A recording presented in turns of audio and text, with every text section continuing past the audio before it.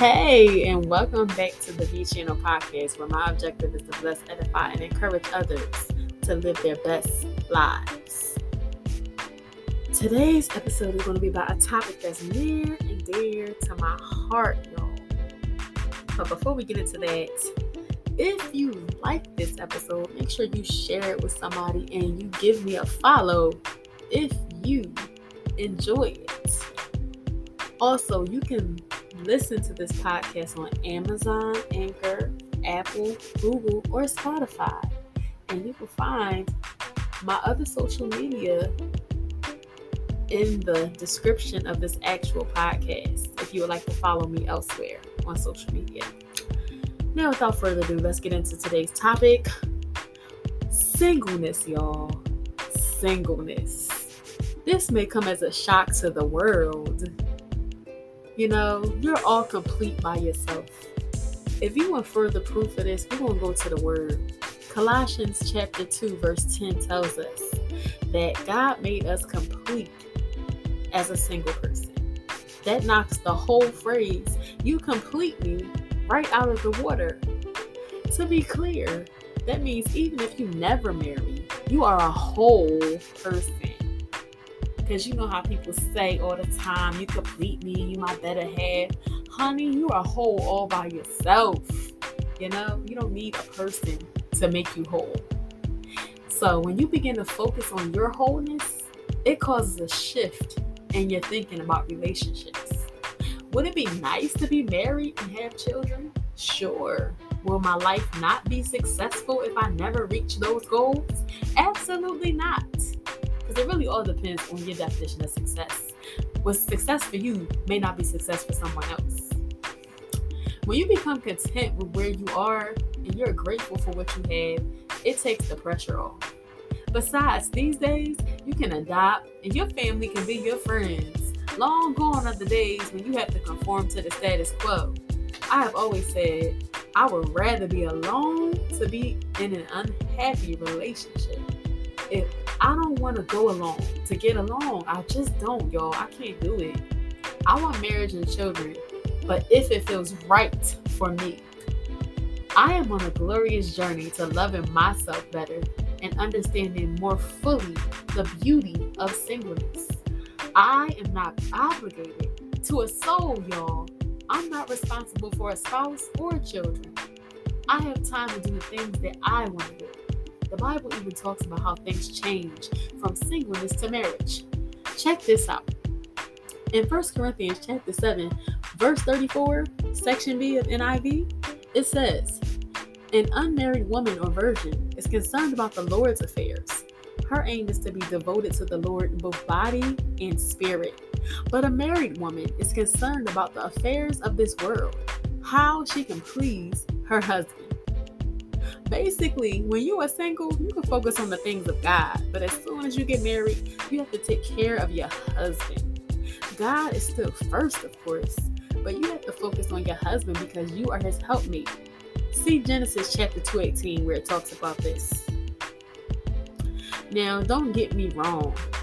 It's not easy to see things this way all the time. After all, I am still human, y'all. But sometimes when I look around and I think about all the things that come with marriage and children, my appreciation grows all the more for the women in my life and the other women in the world who have taken this step. I know for sure that if marriage is going to happen for me, it has to be for the right reasons and with the right person. It is not to be taken lightly at all. As with anything else, singleness and marriage are all about perspective. There are happy and angry people on both sides. Sometimes we don't even know what people are going through. My biggest takeaway about singleness so far is to be grateful for this season. A different season will arrive soon enough. But right now, God is preparing me for something new and different. In order to be equipped for what is next, I have to patiently endure this season and learn all that I can from it. See Hebrews 10:35 through 36 to read more about what this looks like and how to live this out. This passage affirms me in the darkness, among many others. Trusting in the Lord brings rewards. God is faithful, even when we are faithless. See 2 Timothy 2:13 for more on that. But I said all that to say that, honey, don't let nobody talk you into marriage or make you feel less than because you're single at whatever age. Shoot, I'm 32. I'm going on 33. It hasn't happened for me yet, nor have the kids happened for me yet. And people will have you out here being like, yeah, you geriatric in a few years, But I thank God that I'm not around people that really have put that pressure on me. But I know some of y'all out there have had that pressure on you. Oh, when you gonna have a baby? When you gonna get married? When you gonna have kids? Because, like I said, it's not always cracked up to be. You might think that everything is awesome, but on the inside of that situation, you don't have any idea what people are dealing with. So you have to really appreciate the season you're in and understand that it's a gift. And if you're here, it's for a reason. And God is giving you space to grow and become better, and also become the person that you want to be with, in a relationship. Because a lot of times we ask for things, but can we do that for other people as well? Do we want to do that? Have we, become selfless enough where we can put our wants to the side? And that's not to say that you never get what you want and that you always have to compromise. But, in life, it's not all about you. Once you get in a relationship, it's about both of y'all coming together toward a common purpose. They're supposed to be your purpose partner. And I really wholeheartedly believe that if that person is not pushing you towards purpose, or if they don't have a purpose, how can that man lead you?